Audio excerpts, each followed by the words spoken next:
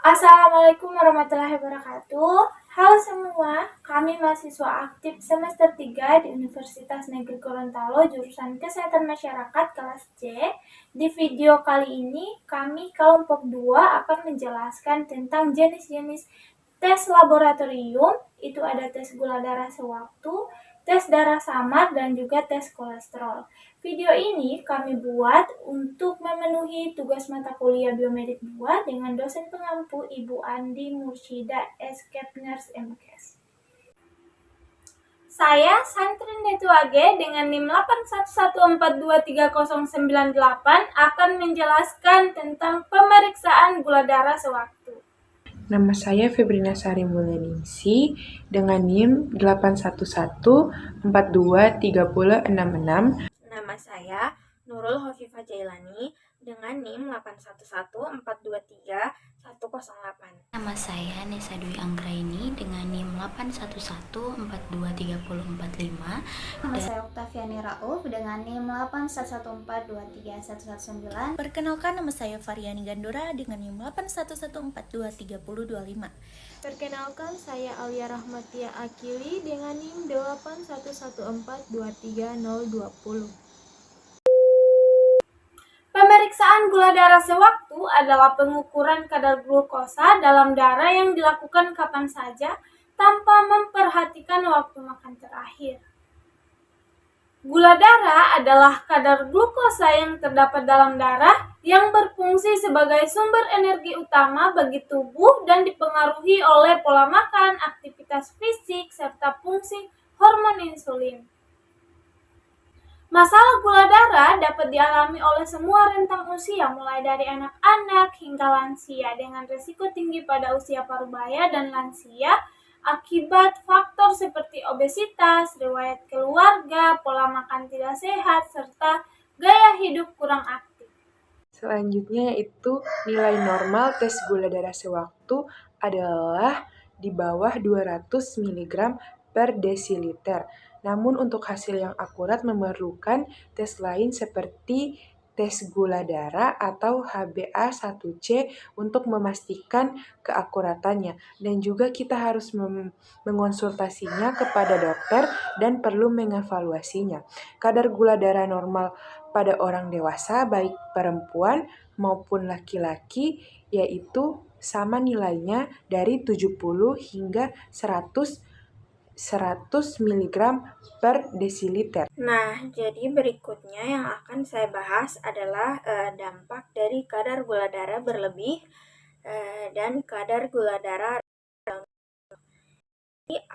dampak yang berbahaya bagi kesehatan jika kadar gula darah melebihi batas normal maupun kurang dari batas normal. Nah, dampak yang akan diakibatkan kalau kadar gula darah melebihi batas normal adalah hiperglikemia. Nah, hiperglikemia ini adalah kondisi yang dapat menyebabkan dehidrasi, kelelahan, dan infeksi berulang seperti infeksi kulit atau saluran kemih. Nah, dalam jangka panjang, kondisi ini dapat memicu komplikasi serius seperti kerusakan pembuluh darah yang meningkatkan risiko penyakit jantung dan stroke. Nah, gangguan penglihatan juga bisa terjadi, juga kerusakan saraf, diabetes mellitus, gangguan ginjal hingga gagal ginjal. Nah, serta luka-luka yang sulit sembuh yang berpotensi menyebabkan amputasi. Nah, jika tidak ditangani, hiperglikemia berat dapat berkembang menjadi ketoasidosis diabetik. Nah, kondisi darurat yang dapat berujung pada koma atau kematian. Nah, kadar gula darah yang berlebih memang tidak baik untuk tubuh. Tapi jika kadar gula darah kita rendah, maka itu juga akan berdampak bagi kesehatan. Nah, dampak yang akan kita alami dalam kadar gula darah rendah atau hipoglikemia. Hipoglikemia adalah kondisi di mana kadar gula darah turun di bawah batas normal. Nah, gejala utamanya adalah merasa pusing, lemas, berkeringat dingin, gemetar, lapar berlebihan, kebingungan, sulit berkonsentrasi, dan perubahan suasana hati. Nah, pada kasus berat, hipoglikemia ini dapat menyebabkan kejang-kejang, juga kehilangan kesadaran atau bahkan koma. Nah, penyebabnya ini seringkali terkait dengan penggunaan obat diabetes seperti insulin atau obat penurun gula darah. Nah, tidak juga bisa tidak makan cukup setelah minum obat, lalu olahraga berlebihan atau konsumsi alkohol tanpa makanan. Nah, hipoglikemia ini perlu segera diatasi dengan mengonsumsi makanan atau minuman yang mengandung gula cepat, seperti jus, permen, atau tablet glukosa, untuk mencegah komplikasi serius.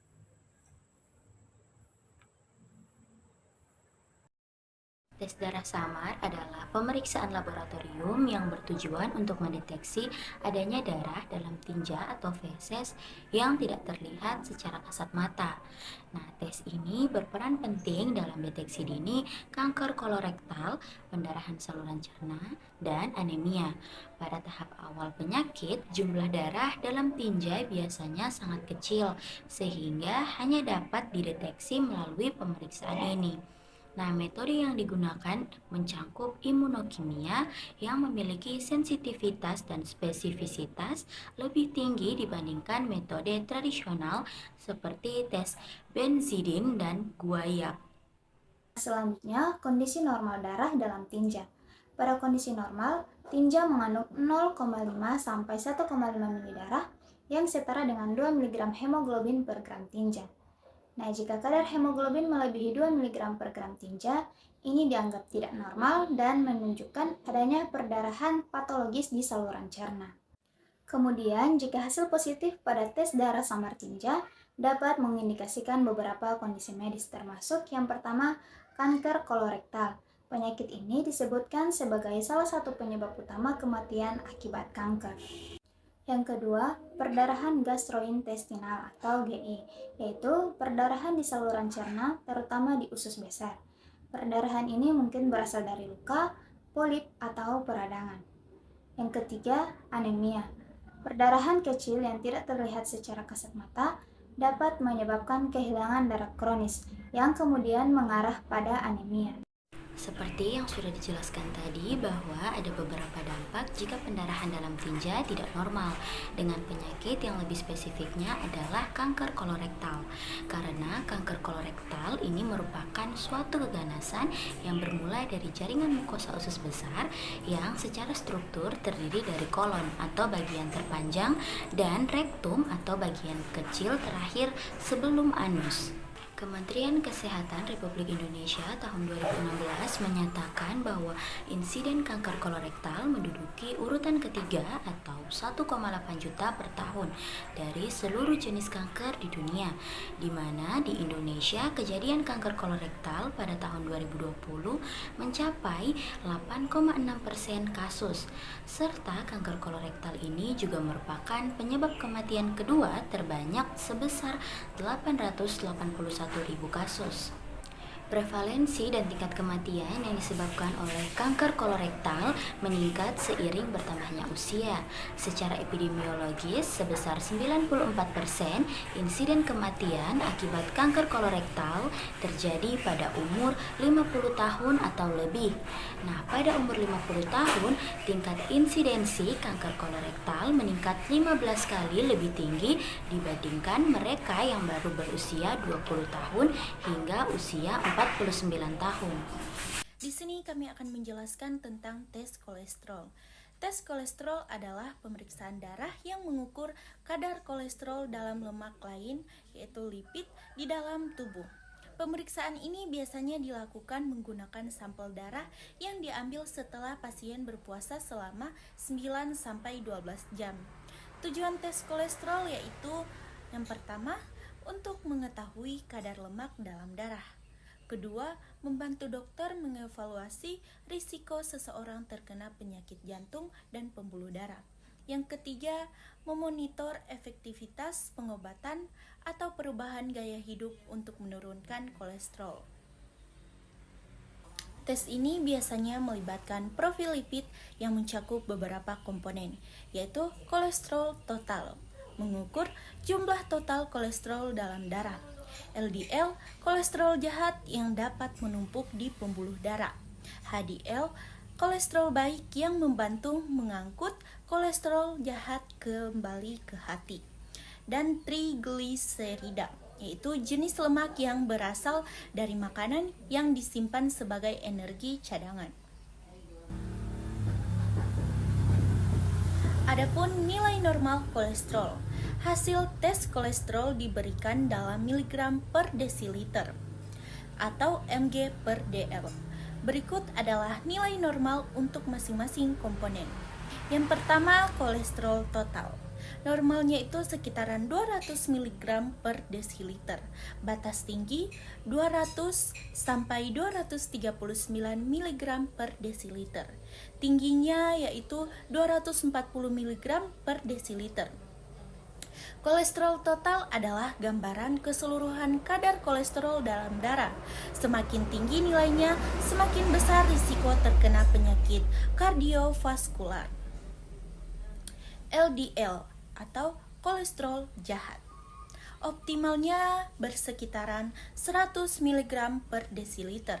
Batas normal 100 sampai 129 mg per desiliter untuk orang yang tanpa faktor risiko. Tingginya itu sekitaran 130 mg per desiliter.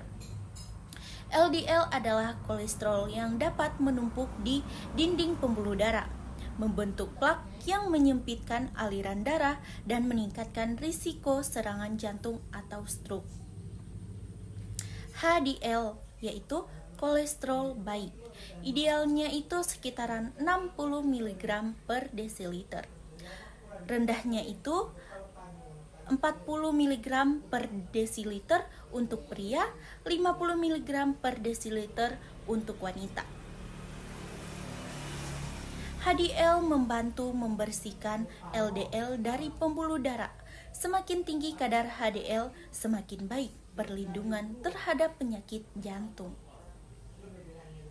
Adapun trigliserida, normalnya itu sekitaran 150 mg per desiliter, batas tingginya itu 150 sampai 199 mg per desiliter.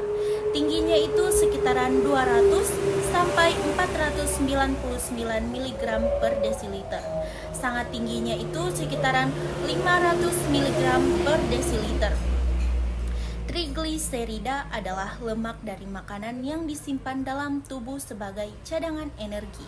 Jika kadarnya terlalu tinggi, dapat memengaruhi kesehatan pembuluh darah dan pankreas. Baik, saya akan menjelaskan dampak kadar kolesterol yang tidak normal. Kolesterol yang tidak normal dapat berdampak serius pada kesehatan, tergantung pada jenisnya. Yang pertama yaitu kolesterol total atau LDL tinggi. Dampaknya yaitu penumpukan plak di dinding pembuluh darah atau aterosklerosis yang menyempitkan arteri dan menghambat aliran darah. Hal ini dapat terjadi risiko yaitu penyakit jantung koroner, di mana plak pada arteri koroner mengurangi pasokan darah ke jantung. Dapat terjadi serangan jantung, di mana plak yang pecah dapat menyebabkan pembengkuan darah atau memblokir aliran darah, dan juga dapat terjadi stroke jika pembuluh darah di otak tersumbat. Yang kedua yaitu HDL rendah. Dampaknya, kolesterol jahat LDL tidak dibersihkan secara optimal dari pembuluh darah. Dapat terjadi risiko penyakit jantung dan pembuluh darah lebih mudah berkembang karena kolesterol menumpuk di arteri. Yang ketiga, trigliserida tinggi. Kadar trigliserida tinggi sering dikaitkan dengan resistentinitas insulin dan obesitas. Dapat terjadi risiko yaitu pankreatitis, di mana peradangan pada pankreas, dan juga dapat terjadi diabetes tipe 2 terjadi akibat resistensi insulin, dan juga dapat terjadi sindrom metabolik, di mana gabungan kondisi seperti obesitas, tekanan darah tinggi, dan kadar gula darah tinggi. Teman-teman, tes kolesterol sangat penting dilakukan untuk mendeteksi risiko penyakit kardiovaskular sejak dini. Jika hasil tidak normal, perlu dilakukan langkah-langkah seperti mengubah gaya hidup, pola makan yang sehat, olahraga, dan berhenti merokok. Dan juga dapat melakukan pengobatan jika kadar kolesterol sangat tinggi. Dan jangan lupa lakukan pemeriksaan berkala untuk memantau perubahan. Dengan menjaga kadar kolesterol dalam rentan normal, risiko penyakit jantung dan komplikasi lainnya dapat diminimalkan. Nah, teman-teman perlu diketahui tes gula darah sewaktu, tes kolesterol, dan tes darah samar adalah langkah penting untuk memantau kesehatan secara menyeluruh. Tes gula darah sewaktu membantu kita mengetahui kadar gula dalam tubuh yang bisa menjadi indikator risiko diabetes. Tes kolesterol berguna untuk memeriksa kadar kolesterol jahat yang dapat memicu penyakit jantung. Sedangkan tes darah samar, meski terlihat sederhana, bisa membantu mendeteksi pendarahan internal atau masalah kesehatan lainnya yang mungkin tidak terlihat jelas. Dengan melakukan tes-tes ini secara rutin, kita dapat mengidentifikasi masalah kesehatan lebih awal dan mencegah kondisi yang lebih serius. Jangan lupa cek kesehatanmu sekarang untuk hidup yang lebih sehat.